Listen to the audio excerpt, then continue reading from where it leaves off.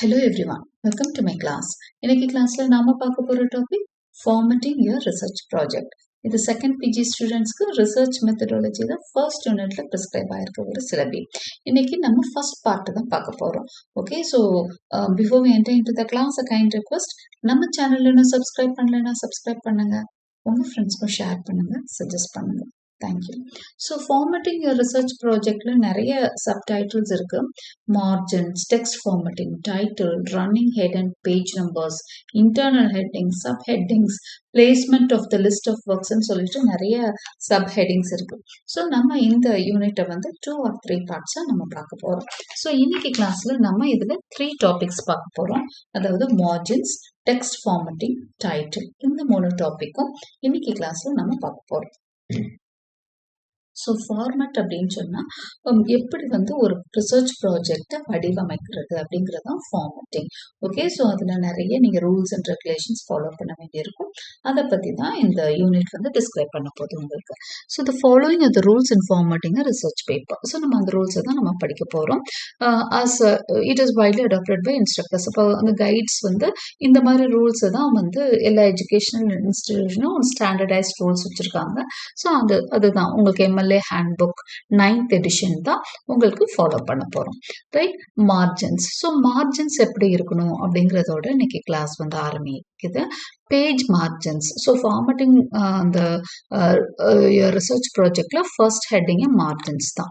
So how should be the margins எப்படி இருக்கணும் அப்படின்னு சொன்னா 1 inch margin at the top and bottom, 1 inch margin on both side of the text. அப்போ மேல 1 inch, கீழே 1 inch, side both sides, left side, right side, எல்லா பக்கமும் 1 inch margin வந்து இருக்கணும். ஆல் சைட்ஸ் 1 inch மார்ஜின் உங்களுக்கு இருக்கணும். ஸோ நீங்க அதிகமா நிறைய பேஜஸ் காமிக்கணுங்கிறதுக்காக மோர் தேன் 1 inch எல்லாம் இருக்கக்கூடாது. 1 inch மார்ஜின் தான் ஆல் சைட்ஸ். ஓகே, அடுத்ததான் டெக்ஸ்ட் ஃபார்மேட்டிங் நம்ம பார்க்க போறோம்.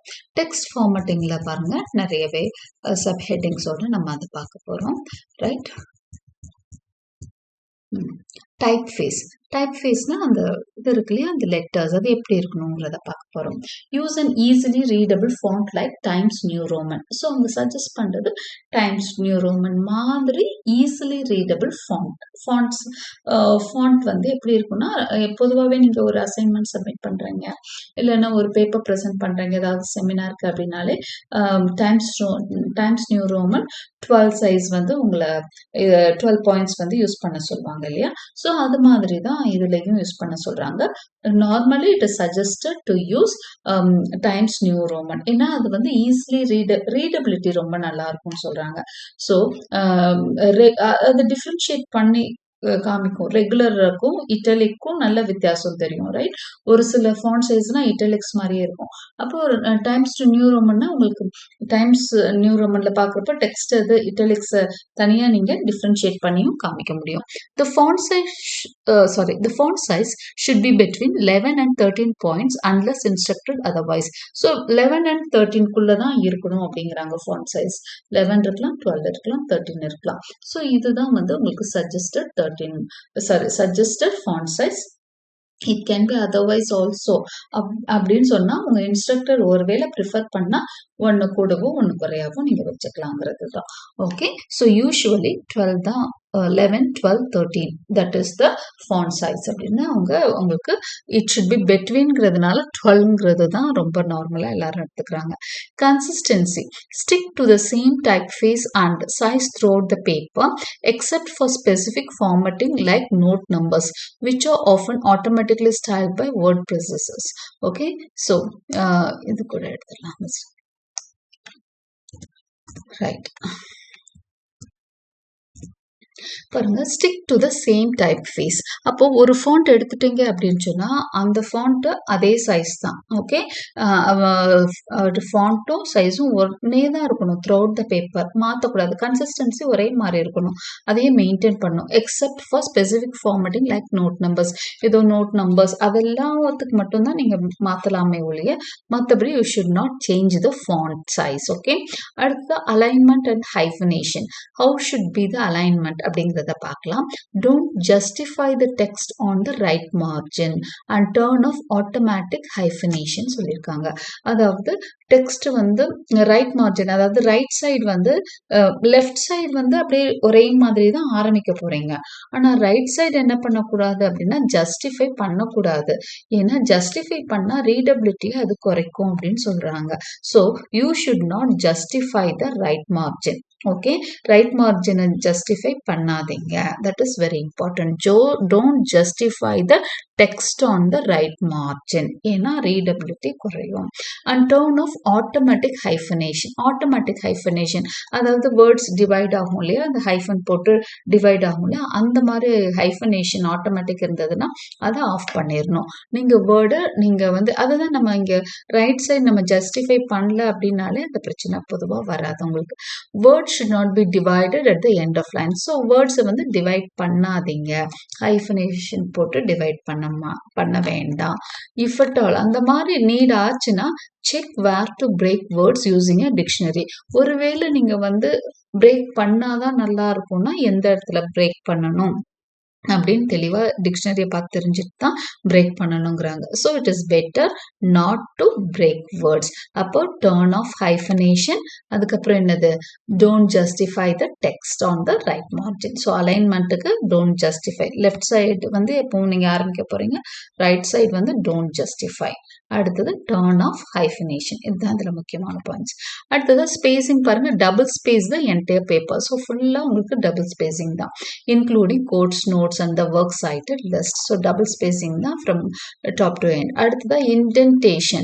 Indent the first line of each paragraph and block quotes by half an inch.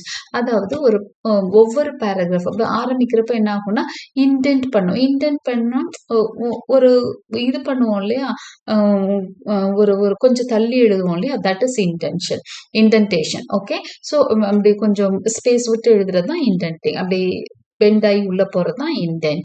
So indent the first line of each paragraph. அப்போ ஒவ்வொரு paragraph ஆரம்பிக்கிறப்பையும் ஒரு பேராகிராஃப் முடிஞ்சு அடுத்த பேராகிராஃப் ஆரம்பிக்கிறப்போ கொஞ்சம் இன்டென்ட் கொடுத்து ஆரம்பிப்போம். அதே மாதிரி block quotes by half an inch. Block கோட்ஸ்னால் பெரிய கொட்டேஷன்ஸ் கொடுக்குறப்பையும் ஹாஃப் அன் இன்ச் என்ன பண்ணும், இன்டென்ட் பண்ணுங்க அப்படின்னு சொல்கிறாங்க. கொட்டேஷன்ஸ் கொடுப்போம் இல்லையா, டெக்ஸ்ட்ல இருந்து கொட்டேஷன்ஸ் கொடுக்குறப்பையும் you have to indent for half an inch அப்படிங்கிறாங்க. அடுத்து punctuation. Leave one space after periods or other concluding punctuation unless instructed to use 2 spaces. அப்போ பீரியட்ஸ்னா ஃபுல் ஸ்டாப்ஸ்ன்னு சொல்கிறோம் இல்லையா, அந்த மாதிரி பங்க்சுவேஷனுக்கெல்லாம் என்ன பண்ணோம் அப்படின்னு சொன்னால் ஆர் கன்க்ளூடிங் பங்க்சுவேஷன், அதாவது இந்த ஃபுல் ஸ்டாப்க்கு அப்புறம் 1 space விட சொல்கிறாங்க. Unless instructed to use 2 spaces. ஒருவேளை உங்களோட இன்ஸ்ட்ரக்டர் 2 spacesன்னு விட சொன்னாலொழிய you have to use 1 space after a period, அதாவது ஃபுல் ஸ்டாப். நெக்ஸ்ட் வந்து டைட்டில். ஸோ நம்ம மார்ஜின்ஸ் எப்படி இருக்கணும்னு பார்த்துட்டோம், ஆல் த சைட்ஸ் 1 inchன்னு பார்த்தோம். அடுத்துதான் ஹவு டு டெக்ஸ்ட் ஃபார்மேட்டிங் எப்படியெல்லாம் இருக்கணும்னு பார்த்துட்டோம். என்ன மாதிரி டைப் ஃபேஸ்லேருந்து ஆரம்பித்தோம் இல்லையா, டைப் ஃபேஸ் எப்படி இருக்கணும், consistency. So same type face எல்லா இடத்துலையும் ஃபாலோ பண்ணுங்கன்னு சொல்லியாச்சு. Okay, then alignment and hyphenation. அதில் என்ன நம்ம தெரிஞ்சிட்டோம் அப்படின்னு சொன்னால் ரைட் மார்ஜினை நம்ம என்ன பண்ணக்கூடாது, ஜஸ்டிஃபை பண்ணக்கூடாது அப்படிங்கிறத தெரிஞ்சுக்கிட்டோம். ஆட்டோமேட்டிக் ஹைஃபனேஷனை ஆஃப் பண்ணணும்னு தெரிஞ்சிட்டோம். ஓகே, அடுத்ததான் ஸ்பேசிங் டபுள் ஸ்பேஸ்ன்னு தெரிஞ்சிட்டோம். இன்டென்டேஷன், அதாவது ஈச் பேராகிராஃபும் இன்டென்ட் ஆகும். அதே மாதிரி பிளாக் கோட்ஸ் வந்து ஹாஃப் அன் இன்ச் இன்டென்ட் ஆகும். பங்க்சுவேஷனுக்கு அடுத்ததா 1 space விட சொல்லியிருக்காங்க. ஸோ இதெல்லாம் வந்து டெக்ஸ்ட் ஃபார்மேட்டிங்கில் நம்ம தெரிஞ்சிட்டோம். Now let us get into the title. The scholar's name should be written 1 inch from the top of the first page and flush with the left margin. அதாவது title இருக்கு இல்லையா, title page வந்து எப்படி இருக்கணும் அப்படிங்கிறது. Scholars name வந்து should be written 1 inch from the top of the first page. இப்போ ஒரு ரிசர்ச் பேப்பர் ப்ரெசென்ட் பண்ணுறீங்க அப்படின்னு சொன்னால் அந்த ரிசர்ச் பேப்பரில் வந்து ஸ்காலரோட நேம் எங்கே இருக்கணும், அந்த பேப்பரோட மேல இருந்து 1 inch கீழே வரணும். Okay, 1 inch. It should be written 1 inch from the top. of the first page and flush with the left margin. Left margin. So left side la and the first page la இருக்கணும் அப்படின்றது. Flush align to the left அப்படின்னு சொல்லியிருக்காங்க. அதாவது alignment எப்பவுமே எப்படி இருக்கணும் அப்படின்னு சொன்னா it should be to the left அப்படின்னு சொல்லியிருக்காங்க. அதாவது நம்ம ஆல்ரெடி பார்த்த மாதிரி தான் லெஃப்ட் சைடு தான் எல்லாமே என்ன பண்ணுவோம், அந்த மார்ஜின் ஈவனா இருக்கும். ரைட் சைடு என்ன பார்க்க மாட்டோம், அன்அலைன்டா இருக்கும். ஓகே, அன்ஈவனா இருக்கும். லெஃப்ட் சைடு ஈவனா இருக்கும் இல்லையா, அதுதான் flush align to the left அப்படின்னு அர்த்தம். ஃப்ளஷ் அலைன் டு த லெஃப்ட்னா அந்த அலைன்மெண்ட் வந்து லெஃப்ட் சைடு மட்டும் பார்க்கறது. Okay, type your name on the first line. அப்போ மேல இருந்து 1 inch கீழே உங்களோட நேம் வந்துடும். ரைட், டைட்டில், அதாவது ஃபர்ஸ்ட் ஒரு ரிசர்ச் பேப்பர் எப்படி இருக்கணும்ன்றத நம்ம பார்க்குறோம். நீங்கள் ஒரு பேப்பர் ப்ரெசென்ட் பண்ண போறீங்க அப்படின்னா அந்த பேப்பரில் வந்து டைட்டிலுக்கும் மேலே என்ன பண்ணுவீங்க, உங்கள் நேமை கொடுப்பீங்க.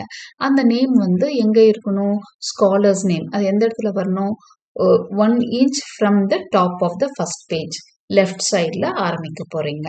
ரைட், ஃபர்ஸ்ட் லைன்ல எழுத போறீங்க. Followed by your instructor's name on the second line. Second லைன்ல உங்க கைடு இன்ஸ்ட்ரக்டரோட name. On the third line type the course name and number. Third லைன்ல தான் என்ன கோர்ஸ் படிக்கிறீங்க, உங்க நம்பர் என்ன, ரெஜிஸ்டர் நம்பர் என்ன. ஃபோர்த் லைன்ல டைப் த டேட் அப்படின்னு கொடுத்துருக்காங்க. Ensure each line is double space. அப்போ ஒரு லைனுக்கும் இன்னொரு லைனுக்கும் இடையில டபுள் ஸ்பேஸ் இருக்கணும். On a new double spaced line centre the title. அடுத்ததா இந்த லெஃப்ட் சைட்ல உங்க நேம் அந்த டீட்டெயில்ஸ் எல்லாம் எழுதிட்டு டபுள் ஸ்பேஸோட எழுதிட்டு அடுத்ததா என்ன பண்றீங்க, டைட்டிலுக்கு வர போறீங்க. அது வந்து ஒரு டபுள் ஸ்பேஸ், திரும்ப டபுள் ஸ்பேஸ் கொடுத்து சென்டர் பண்ணி டைட்டில கொண்டு வர்றீங்க. Do not italicize, underline, bold or put the title in quotation marks. So டைட்டில இதெல்லாம் பண்ணாதீங்கன்னு தான் சொல்லியிருக்காங்க. நல்லா கவனிச்சுக்கோங்க.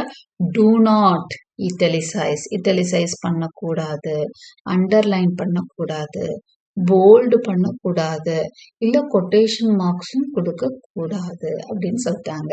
ஸோ டைட்டிலுக்கு எந்த ஒரு வித்தியாசமும் இருக்கக்கூடாது அப்படின்னு தான் சொல்லியிருக்காங்க. The title should not be typed in all capital letters. அதே மாதிரி கேபிட்டல் எல்லாமே கேபிட்டல் லெட்டர்ஸ்ல வரக்கூடாது. ஆனா எப்படி இருக்கணும், use title case for capitalization. அதாவது டைட்டில் கேஸ் ஃபார் கேபிட்டலைசேஷன் அப்படின்னு சொன்னா ஒரு அந்த வேர்ட்ஸ், அந்த முக்கியமான வேர்ட்ஸ் எல்லாமே ஆரம்பிக்கிற வேர்டு இருக்கு இல்லையா, ஒரு வேர்டோட ஃபர்ஸ்ட் பிகினிங் லெட்டர் இருக்கு இல்லையா, அது மட்டும்தான் என்னவா இருக்கணும், கேப்ஸ்ல இருக்கணும். ஓகே, மற்றதெல்லாம் ஸ்மால் லெட்டர்ஸா இருக்கலாம். ஃபார் எக்ஸாம்பிள் இங்க பாருங்க, த ஆர்ட் ஆஃப் வார் அப்படின்னு ஒரு டைட்டில் இருக்கு அப்படின்னு சொன்னா இது ஆரம்பிக்கிறதுனால இந்த ஆர்டிக்கிளுக்கு நம்ம என்ன பண்ணியிருக்கோம், கேப்ஸ் பண்ணியிருக்கோம். அதர்வைஸ் ஆர்டிக்கிள், ப்ரிப்போசிஷன்ஸ் இதுக்கு எல்லாத்துக்கும் நம்ம என்ன பண்ணுவோம்னா ஸ்மால் லெட்டர்ஸே போட்டுக்கலாம். இப்போ பாருங்க, ஆஃப்ல எல்லாம் பாருங்க சின்ன ஓ தான் போட்டிருக்கோம். இங்க ஏன் கேப்ஸ் வந்திருக்குன்னா, ஆர்டிக்கிளுக்கு கேப்ஸ் வந்திருக்குன்னா, இதே இது த வந்து இடையில வந்ததுன்னா இங்க ஸ்மால் டி தான் போட்டிருப்போம். பட் சின்ஸ் இட் பிகின்ஸ் த என்னது this topic, this title begins with the, இங்க டி வந்து உங்களுக்கு கேப்ஸ்ல வந்திருக்கு. அப்புறம் ஆர்ட்டுக்கு ஏ போட்டிருக்கோம், இங்க வந்து வார் டபிள்யூ வந்திருக்கு உள்ள இருக்கு. அதாவது எந்தெந்த இந்த முக்கியமான இது வேர்ட்ஸ் எல்லாம் இருக்கு இல்லையா, அதுக்கெல்லாம் கேப்ஸ் வந்துடும். ஃபர்ஸ்ட் லெட்டருக்கு கேப்ஸ் வரும். அதர்வைஸ் ப்ரிப்போசிஷன் ஆர்டிகிள்ஸ்க்கெல்லாம் என்ன வரணும் அப்படின்னு சொன்னா ஸ்மால் லெட்டர்ஸ்ல எழுதிக்கலாம். So use title case for capitalization. இதுதான் வந்து கேபிட்டல்ஸ். அப்போ உங்களுக்கு வந்து அந்த டைட்டில்ல வந்து நீங்க பெருசா ஒன்றும் சேஞ்ச் பண்ணாதீங்கன்னு தான் சொல்லியிருக்காங்க. Do not italicize, underline, bold or put the title in quotation marks சொல்லிட்டாங்க. The title should not be typed in all capital letters. எல்லாமே கேபிட்டல் லெட்டர்ஸ், அதாவது டிஹெச்ல இருந்து எல்லாமே கேப்ஸ்லயும் கொடுக்க கூடாது. எதை கேப்ஸ்ல கொடுக்க எக்ஸ்கியூஸ் மீ எதை கேப்ஸ்ல கொடுக்கணும் தெளிவா சொல்லிட்டாங்க. Italicize only the words that would normally be italicized in the text, such as book titles or foreign words. இப்போ ஏதோ ஒன்று இட்டலிசைஸ் பண்ணணும்னா எது டெக்ஸ்ட்ல இருக்கிறதா இருந்தால் மட்டும்தான் அதை வந்து இட்டலிசைஸ் பண்ணணும், இல்லைன்னா நீங்க இட்டலிசைஸ் பண்ணக்கூடாது அப்படின்னு சொல்லியிருக்காங்க.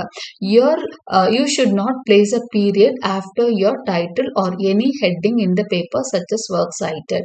அப்போ ஒரு ஒரு டைட்டில் முடிஞ்சோன்னா ஒரு பீரியட்லாம் வைக்கவே கூடாது அப்படிங்கிறாங்க.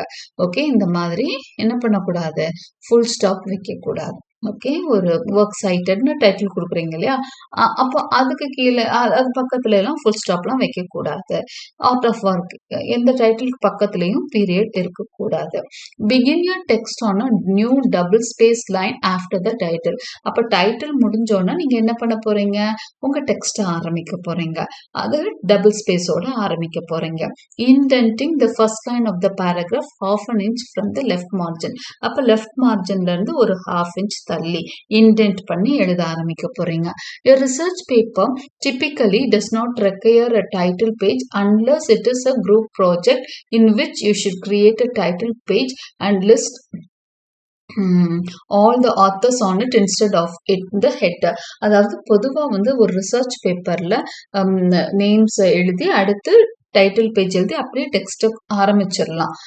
தனியா டைட்டிலுக்குன்னு தனியா பேஜ் ஒதுக்கணும்னு அவசியம் கிடையாது.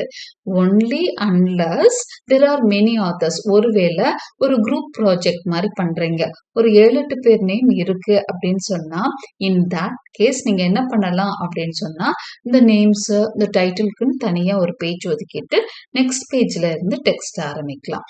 Otherwise there is no need for a separate என்னது டைட்டில் பேஜ். டைட்டில் பேஜுக்குன்னு தனி பேஜ் கிடையாது. A research paper typically does not require a title page. தனி பேஜ் வேண்டாம். Unless it is a group project, in which case you should create a title page. அப்படி இருந்தால் தான் டைட்டிலுக்குன்னு தனி page create பண்ணும். And list all the authors on it instead of in the header. இல்லைன்னா ஹெடர்ல போட்டாலே போதும். Okay, so these are the 3 topics that we have seen as formats. இன்னைக்கு formatting the research projectல இந்த 3 topics பார்த்திருக்கோம். Margins பார்த்தாச்சு. We have seen how to format the text and how to write the title. So with this let me end the class for today. I hope you like my explanation. For more such videos, press the bell icon and like and subscribe. Okay, so thank you.